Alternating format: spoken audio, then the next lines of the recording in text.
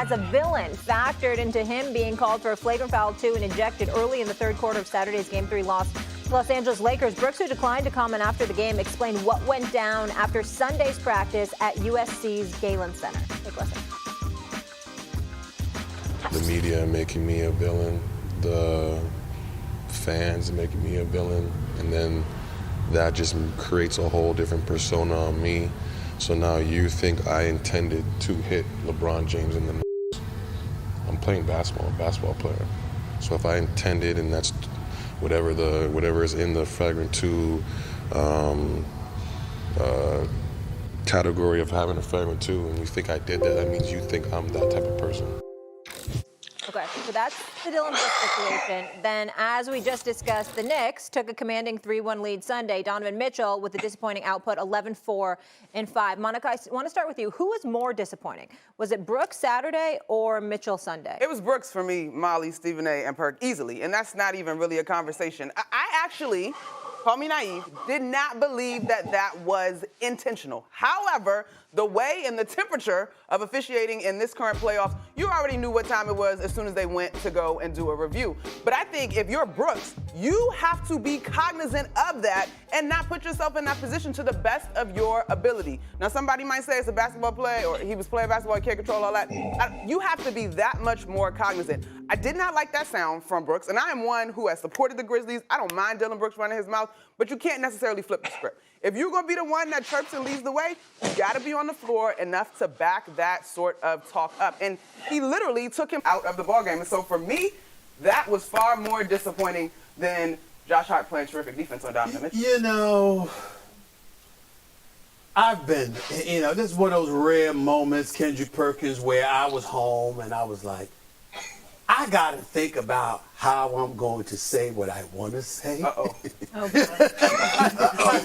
struggled, I'm like, there is FCC airwaves to consider. I can't just say everything the way that I want to say it, I got to be careful. I have a responsibility. I'm going to try. I don't know how successful I'm going to be. First of all, Dillon Brooks, that was just weak. When you walk out after chirping the way that you did leading into the game against LeBron James and the Lakers, just the same as I just said about Julius Randle, for you not to be available to talk, that's pathetic. Number 2, you really gonna blame it on the media? The media has made you look really? Let me ask you this question, Dillon Brooks. You really think that we've sat up here on national television, put Kendrick Perkins up on the screen? I want to see him. I want to see him when I say this. You really think that all of us pundits, male and female, black, white, Asian, Latino, everybody, you really think that when we actually came on TV and said, let's figure out a way to talk about Dillon Brooks? You really think that? You're not Ja Morant. Hell, you damn sure ain't Elvis. No, we did not do that. You did it. You brought the attention to yourself. We simply waited for you to back it up because we loved the chirping. We loved the general competitive fervor of it. We welcomed it. We look at you. You got some people out there complaining about you being a bad guy. I loved it. KP loved it. Eminem loved it. More importantly than that, most people loved it. We just wanted to see you back it up. We wanted to see you hit some of those open shots rather than shoot 3 or 14 from the field. We wanted to see a competitive confrontation instead of y'all being down 35-9 in the first quarter or 38-9 early in the second quarter, getting blown out by damn near 30 before people had a chance to pass gas. That's what we were waiting for. And when that did not happen, Dillon Brooks, we said, damn, you couldn't back it up. And then to make matters worse, you hit him in the privates. Now let me put me back up on the screen and take the damn highlights off, please. Because America needs to understand this. Molly got on me the other day because I used the word wolf instead of whiff or whatever the hell it was. Yeah. What did you say? Well, wolf is for a dog. Okay, what do you want? Whiff is like you whip the Okay, people. fine. Whip it. We gonna go with that. So he didn't wolf him. He whiffed Are you him. interrupting the flow? I just asked the question. Don't interrupt the flow I'm right now. just This is trying to important. teach Molly, you. this is important to America. This is an important message to America. This is a PSA announcement. This is a public service announcement. Okay, whiff. Okay. You don't even whiff in that area. Yeah, you don't wolf. You don't even whiff in that area. Everybody knows it. Everybody knows it. Tell you a little story. Oh boy. Story time. Story. I was playing around with my little niece. This is about 5 years ago. Okay. This is about 5 years ago. Just make sure you okay? tell this. Her 3-year-old sister came up behind me while I was playing around with her sister from behind and kicked me right into you know what. I collapsed like I just got hit by Deontay Wilder.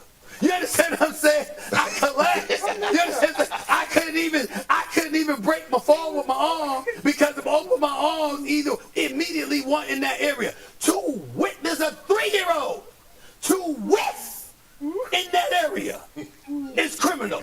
Everybody knows that. So if you are Dillon Brooks, granted, it may not have been intentional.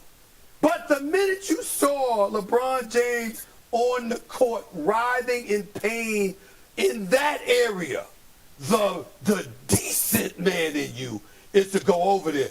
You all right? I didn't mean to do that. He did no such thing. You whiff in that area.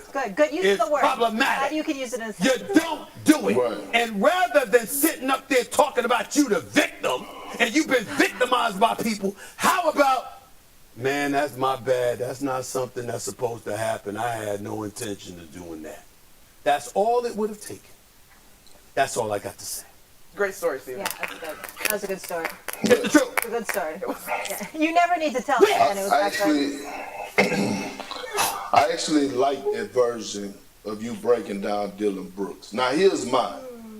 I've been thinking as well when it comes down to Dillon Brooks in this past weekend.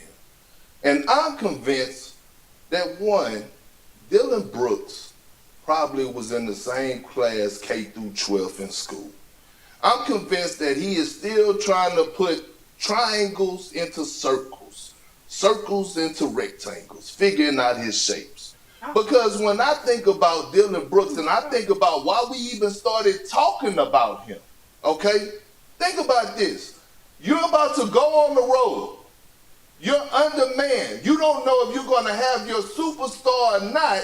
You already missing Steven Adams and Brandon Clark, and you poke the bear, and you brag about it. So now you poke the bear, and you go into L.A., fine. And all of a sudden, you go 3 for 13 and get ejected, undermanned, and then you walk out on the media. Okay, cool. You don't want to address it.